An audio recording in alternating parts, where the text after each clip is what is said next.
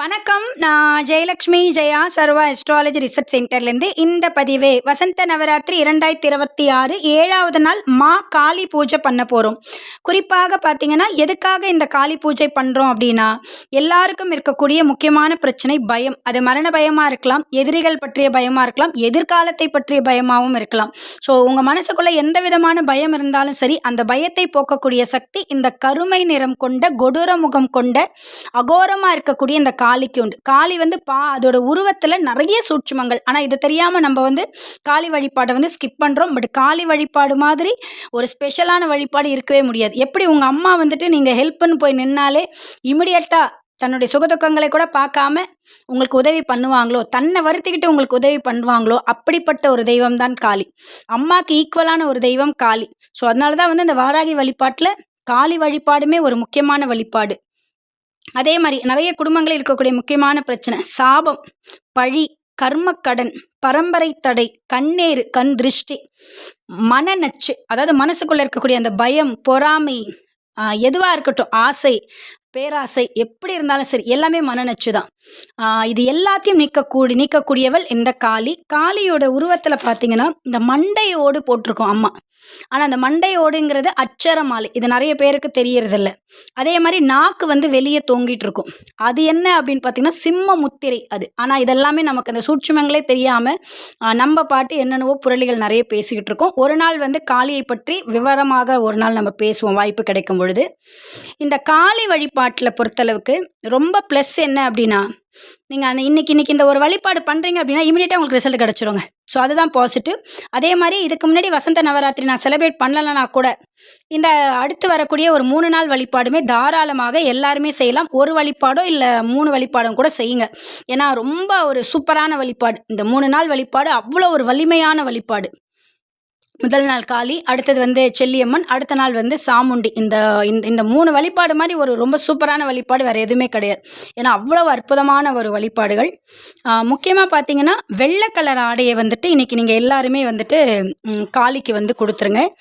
நீங்களும் வெள்ளை கலர் ஆடை அணிஞ்சுக்கோங்க. சர்க்கரை அந்த ஸ்பெஷல் பொருள். என்ன தீபம் ஏற்றணும் அப்படின்னு பார்த்தீங்கன்னா, எலுமிச்சம்பழத்தை வெட்டி அதில் நல்லெண்ணெய் விட்டு அதில் பஞ்சத்திரி போட்டு தீபம் ஏற்றுங்க. முக்கியமாக இங்கே நான் ஒரு விளக்கம் கொடுத்துறேன். ஏன்னா நிறைய பேர் கேட்ட கேள்வி, மேடம் அந்த நெய்வேத்தியம் பண்ண பொருட்களெல்லாம் என்ன பண்ணு? இது செலிப்ரேஷனுங்க.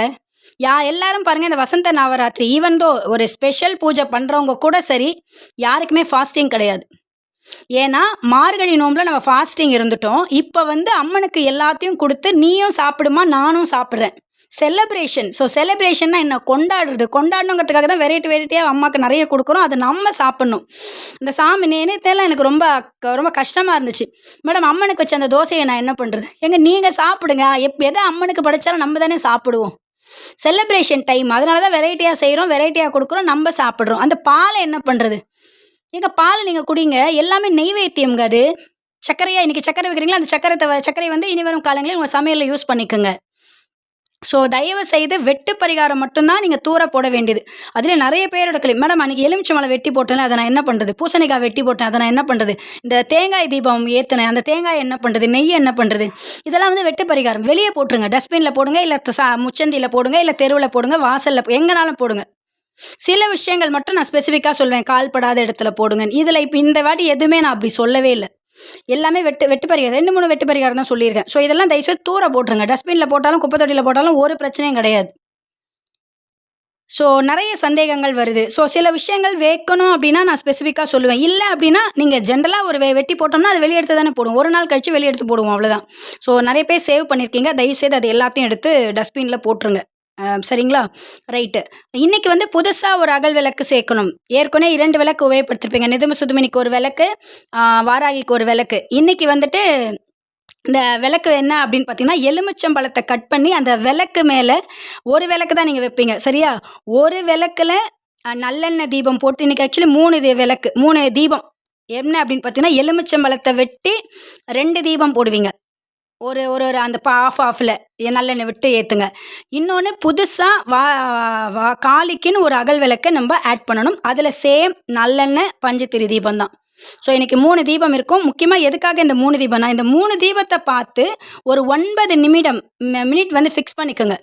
9 நிமிடம் நீங்கள் வந்து ஒரு ஸ்லோகத்தை சொல்லணும். அது மூலமாகத்தான் நம்ம வீட்டில் வந்துட்டு மிகப்பெரிய அற்புதங்கள் நடக்கும். இந்த காளி யார் அப்படின்னு பார்த்தீங்கன்னாலே யமனுடைய பயத்தை வந்துட்டு போக்கக்கூடியவள். ஸோ அதனால் இன்றைக்கி ஸ்லோகமே வந்து அது மாதிரி ஒரு ஸ்லோகம் தான். இந்த ஸ்லோகத்தை 9 முறை சொல்லணும். முக்கியமான ஒரு விஷயம் என்னென்னா, இன்றைக்கி வந்து சிகப்பு கலர் பூ, எனி ரெட் கலர் பூ எது கிடைச்சாலும் பரவாயில்லைங்க. இந்த இதெல்லாம் சொல்லுவாங்களே, இந்த இட்லி பூலாம் கூட சொல்லுவாங்க, அதெல்லாம் கூட உபயோகப்படுத்தலாம்.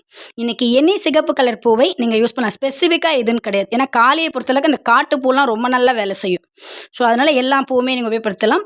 இந்த ஸ்லோகம் வந்து நான் உங்களுக்கு சொல்கிறதுக்கு முன்னாடி இன்றைக்கான நெய்வேத்தியம் ரொம்ப ஸ்பெஷல். காரமாக ஒரு உணவு.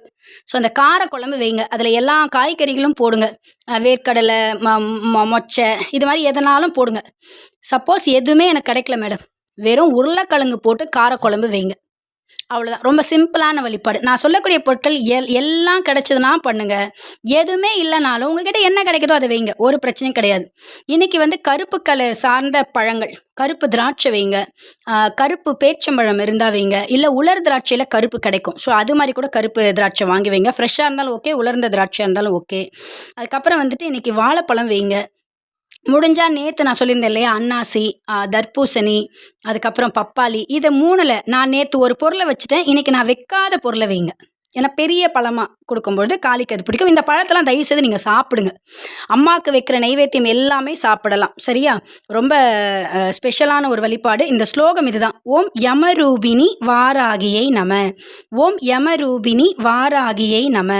ஓம் யமரூபிணி வாராகியை நம.